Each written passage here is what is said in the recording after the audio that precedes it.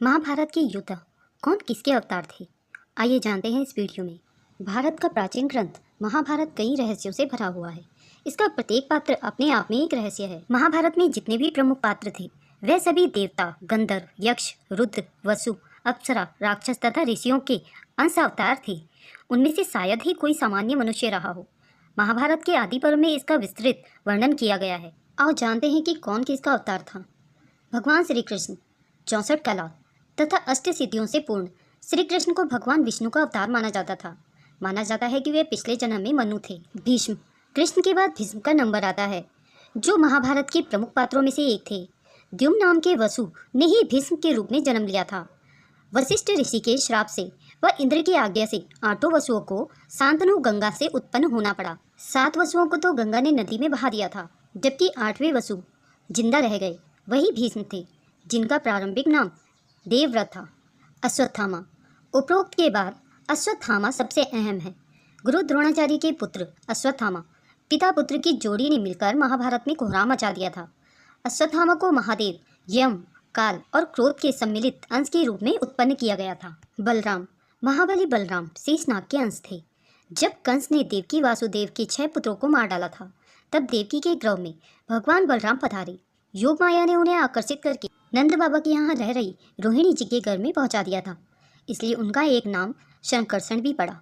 बलवानों में श्रेष्ठ होने के कारण उन्हें बलभद्र भी कहा जाता है। कृष्ण के बड़े भाई होने के कारण उन्हें दाऊ नाम भी दिया गया है। बलराम जी का विवाह रेवती से हुआ था। महाभारत युद्ध में बलराम तीर्थ यात्रा के लिए चले गए थे। यदुवंश के संहार के बाद उन्होंने समुद्र तट पर आसन लगाकर अपनी लीला का अंत किया था। उनके शौर्य की गाथाएं अनेक हैं। कर्ण, देवताओं में सबसे प्रमुख सूर्यदेव के पुत्र थे कर्ण। कर्ण सूर्य के अंश अवतार थे।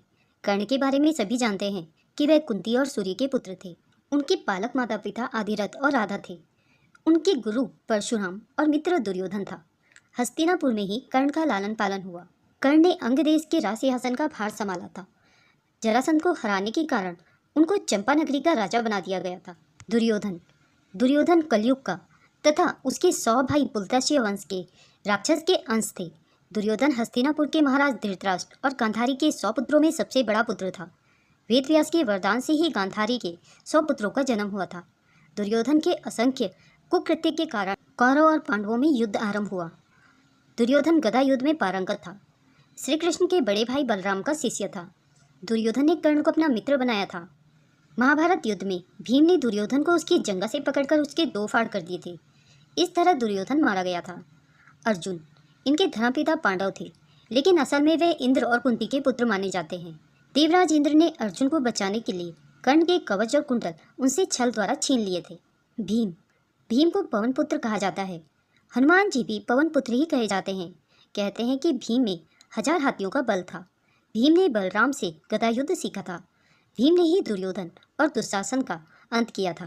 द्रौपदी के अलावा भीम की पत्नी का नाम हिडम्बा था, जिससे भीम का परम पुत्र घटोत्कच पैदा हुआ था। युधिष्ठिर को धर्मराज और कुंती का पुत्र माना जाता था। युधिष्ठिर के धर्मपिता पांडु थे और वे 5 पांडवों में सबसे बड़े भाई थे।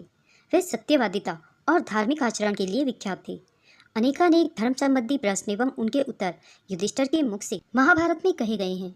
उनके पिता धर्मराज ने यक्ष बनकर सरोवर पर उनकी परीक्षा ली थी। द्रौपदी के अलावा उनकी एक पत्नी का नाम देविका था। द्रौपदी से उन्हें प्रतिविंध्य और देविका से दौध्यय नाम के 2 पुत्र थे। युधिष्ठिर सशरीर स्वर्ग गए थे। नकुल व सहदेव, ये 33 देवताओं में से अश्विनी कुमारों के अंश से उत्पन्न हुए थे। ये 2 अश्विनी कुमार थे, नसत्य और दस्त। सहदेव त्रिकालदर्शी था। उसने महाभारत युद्ध में होने और इसके परिणामों की घटनाओं को पहले से ही जान लिया था, लेकिन भगवान कृष्ण ने उसे इस घटना को किसी को भी बताने से इनकार किया था। कृपाचार्य रुद्र के एक गण के अवतार माने जाते थे। द्रोणाचार्य को भीष्म के बाद सबसे अहम माना जाता है। देवगुरु बृहस्पति ने द्रोणाचार्य के रूप में जन्म लिया था। शकुनी, द्रौपद युग के अंश से शकुनी का जन्म हुआ। धृतराष्ट्र और पांडव अरिष्टा के पुत्र हंस नामक गंधर्व धृतराष्ट्र तथा उनका छोटा भाई पांडु के रूप में जन्मे। विदुर को सूर्य तथा यमराज का ही अंश माना जाता है। कुंती और माद्री के रूप में सिद्धि और धृतिका का जन्म हुआ था। गांधारी, मति का जन्म राजा सुपल की पुत्री गांधारी के रूप में हुआ था। रुक्मणी और द्रौपदी, राजा भीष्म की पुत्री रुक्मणी के रूप में लक्ष्मी जी तथा द्रौपदी इंद्राणी के रूप में उत्पन्न हुई थी। अभिमन्यु चंद्रमा के पुत्र वर्चा का अंश था। मरुदगण के अंश में सात्यकी, द्रुपद, कृतवर्मा व विराट का जन्म हुआ था। अग्नि के अंश से धृष्टद्युम्न व राक्षस के अंश से शिखंडी का जन्म हुआ था। विश्वदेवगण द्रौपदी के पांचों पुत्र प्रतिविंध्य, सुतसोम, श्रुतकृति, शतानिक तथा श्रुतसेव के रूप में पैदा हुए थे। दानवराज विप्रचिति, जरासंध तथा हिरण्यकशिपु शिशुपाल का अंश था।